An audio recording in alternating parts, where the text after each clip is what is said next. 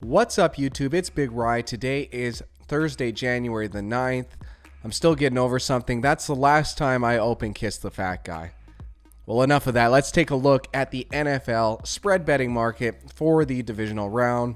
From a macro level, there are not a lot of obvious market inefficiencies this week. At a quick glance, under the public bet percentage and public money percentage, you will notice it's quite even.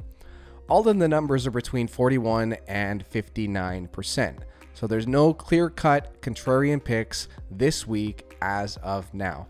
There are anywhere between 6,300 and 9,200 bets placed so far.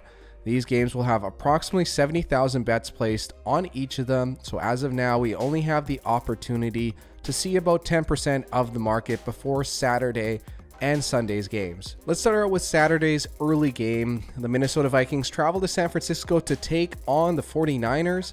The Vikings opened as 7-point underdogs, and shortly after open, many books had them listed at 6.5 points. As of Thursday, they have been bet back up to 7 points. San Fran has a slight majority of the public betting percentage with 55%, as well as a slight majority of the public money percentage at 52%.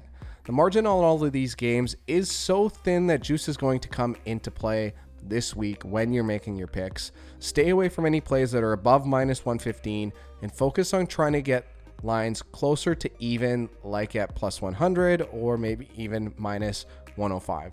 On to Saturday's late game, where Derrick Henry's Tennessee Titans travel to Baltimore to take on Lamar Jackson's Ravens. The Titans opened as 10-point favorites but have been bet down to 9.5 points. 54% of the bets are on the Ravens, 52% of the dollars are on the Ravens.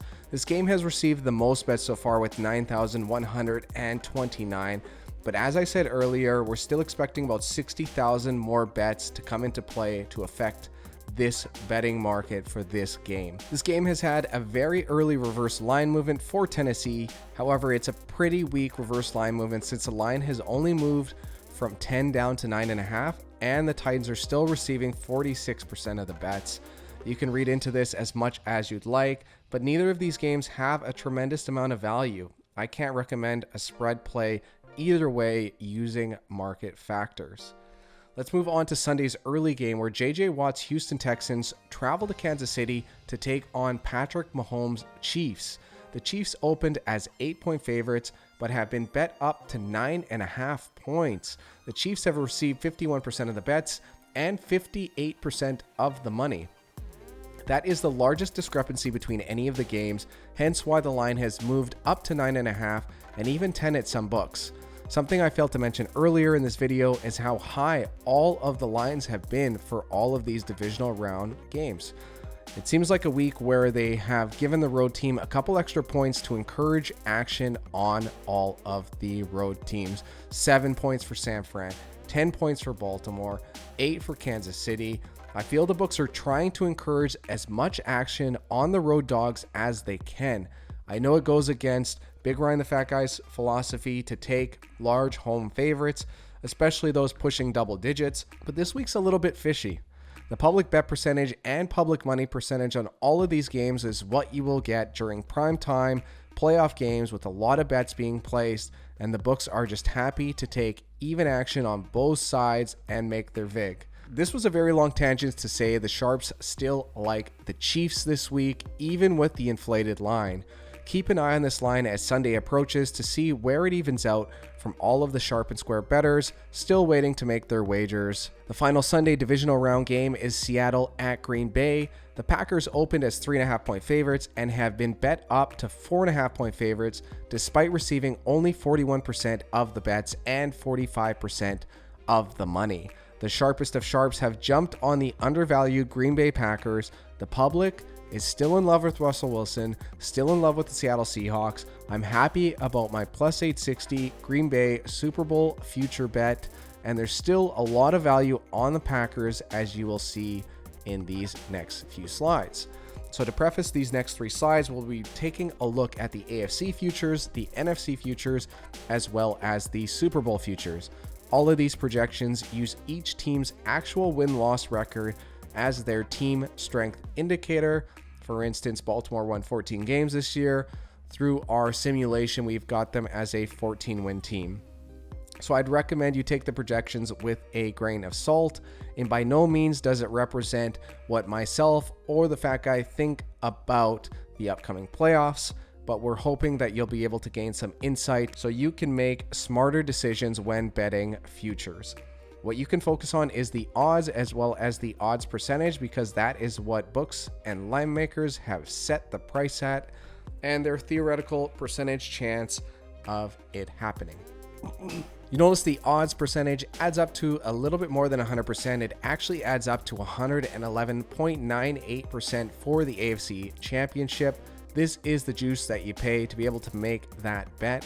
So even though the Ravens are listed at 57.63%, here they are closer to 51.46% chance to actually make it to the Super Bowl. The Chiefs are 33.45% chance.